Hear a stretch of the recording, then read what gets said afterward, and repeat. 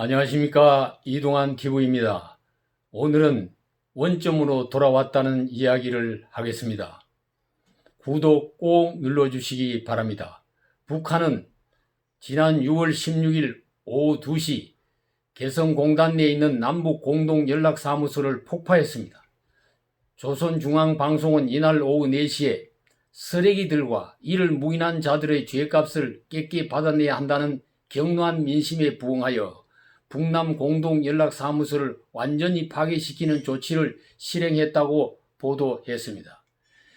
이 건물은 판문점 선언에 따라 2018년 9월 개소했으며 건립과 보수에 우리 정부 예산 180억 원이 들어간 우리 정부의 귀한 자산입니다.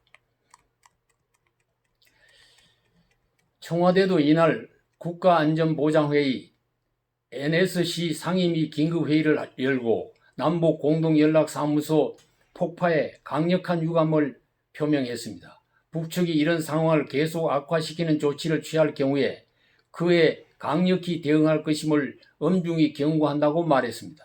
국방부도 북한이 군사적 도발 행위를 강행한다면 강력하게 대항할 것이라고 밝혔습니다. 북한군 총참모부는 이날 오전 남북 합의에 따라 비무장화된 지대들에 군대가 다시 진출해 전선을 요새화하는 조치를 취하겠다는 발표를 했습니다.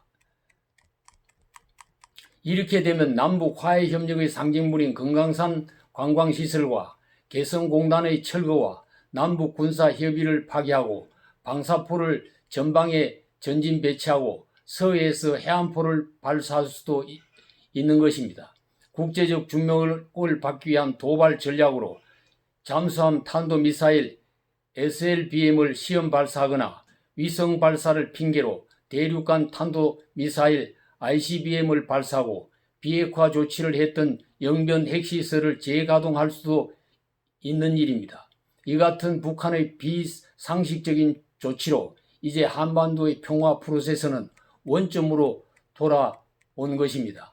미국 AP통신은 북한의 이번 행위는 지난 수년간의 북한 도발 중 가장 심각한 것이다.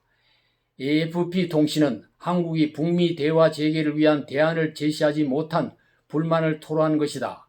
프랑스 르몽드지는 남북연락사무소 폭파는 북한이 지난 2년간의 긴장 완화 단계를 끝낸다는 신호다. 일본 요미우리 신문은 북한이 한반도 군사력 긴장을 고조시켜 경제 제재 해제에 응하지 않는 미국을 압박하려는 의도다. 아사히 신문은 남북연락사무소는 문재인 정부의 대북 정책 성과의 상징이다. 이번 일로 문재인 정부가 큰 타격을 입었다.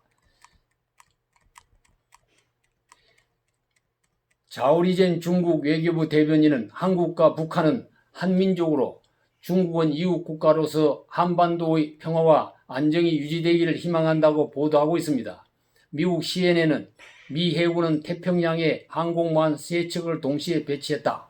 2017년 트럼프 대통령이 북한의 화형과 분노를 언급했을 때 이후 가장 대규모로 전개된 것이라고 발표했습니다. 국내에서는 여당과 진보 단체들도 연락사무소 폭파에 대해 북한의 행위를 부당하다고 하면서 그 다음에 일어날 사태를 주목하고 있습니다. 미래통합당은 아무런 전략 없이 평화라는 환상에 갇혀 끌려다니다 우리 스스로 안보 불안을 자초하게 됐다. 현 정부의 대북 유화 정책이 실패로 되돌아갔다고 문 정부를 비판했습니다. 북한이 이 같은 강경 조치를 하는 배경은 무엇이겠습니까? 국제적인 대북 제재가 장기화되고 코로나19 감염병이 확산되면서 민심이 악화되고 체제 유지에 대한 불안이 고조되고 있기 때문이라고 볼 수 있을 것입니다. 대내외적으로 위기에 처한 북한이 하나의 돌파구로 남한을 선택하고 대북 전단을 공격의 구실로 삼은 것입니다. 중요한 것은 우리 정부의 대응 전략입니다. 무조건 북의 요구와 협박에 승복하고 끌려가서는 안 될 일입니다. 우리는 북한의 벼랑끝 전략을 수없이 과거에 경험해 보았습니다. 정부가 비핵화 협상을 실패했다는 책망과 평화 통일의 갈망 때문에 조급한 접근을 해서는 안 될 것입니다. 이번 사태로 확인된 것은 국제 제재의 효과가 증명이 된 것으로도 볼 수 있습니다. 북한은 핵 포기를 쉽게 하지 않습니다. 체제를 보장하고 경제 개발을 해주고 평화를 위한 협력 사업을 무상으로 해준다고 해도 핵을 버리지 않은 것입니다. 그들에겐 핵이 권력이며 핵이 그들의 생명입니다.